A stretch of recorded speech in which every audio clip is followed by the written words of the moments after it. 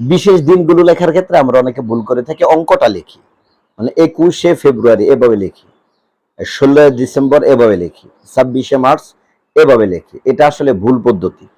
শুদ্ধ পদ্ধতি এটা না। শুদ্ধ পদ্ধতি হচ্ছে 21শে এটা বাংলাতে লেখা, 26শে মার্চ এটা বাংলাতে লেখা, তারপরে 21শে ফেব্রুয়ারি এটা বাংলায় লেখা। না, এটা আমার কথা না। এটা হয়তো মনে করতেছেন আমি বলছি না, এটা আমি বলি না, এটা বলছে গদ্য লিখি নির্ভুল নিশ্চিন্তে, যে এই বইটা যিনি লিখছেন গদ্য লিখি নির্ভুল নিশ্চিন্তে, SM হারুন উর রশিদ, উনি বলছেন যে এটা, যে আমরা বিশেষ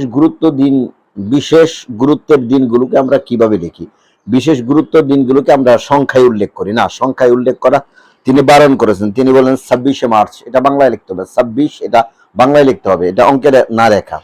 তারপর সাল লেখার ক্ষেত্রে আমরা সাল লিখি না, ধরেন যে 71-এর দিনগুলো, তো 71-এর দিনলিপি, যে 71-এর চেতনা, এই 71 এটা অঙ্কে না লেখা, কারণ আমরা কিন্তু এখানে অঙ্ক নিয়ে আলোচনা করতেছি না। 71 বইলা নির্দিষ্ট 71কে কিন্তু আমরা বুঝাচ্ছি না, আমরা একটা ঐতিহাসিক দিনকে বোঝাচ্ছি, ঐতিহাসিক সালকে বোঝাচ্ছি, ঐতিহাসিক বছরকে বোঝাচ্ছি। এই জন্য 71-এর দিনলিপি, তারপরে 52-এর ভাষা আন্দোলন, 80-র দশকের কবিতা, তারপরে 70-এর কবিতা বা 70 পাকিস্তান আমল, এই যে সংখ্যাগুলো দিয়ে সংখ্যা দিয়ে যে আমরা যে সালকে স্মরণ করতে চাই, আসলে মূলত এই সংখ্যা উদ্দেশ্য না, একটা বিশেষ সাল উদ্দেশ্য। এই জন্য বাংলা আমরা যারা লিখবো এভাবে লিখবো, আমরা সংখ্যাটা লিখবো না, আমরা সংখ্যা ব্যবহার করব না।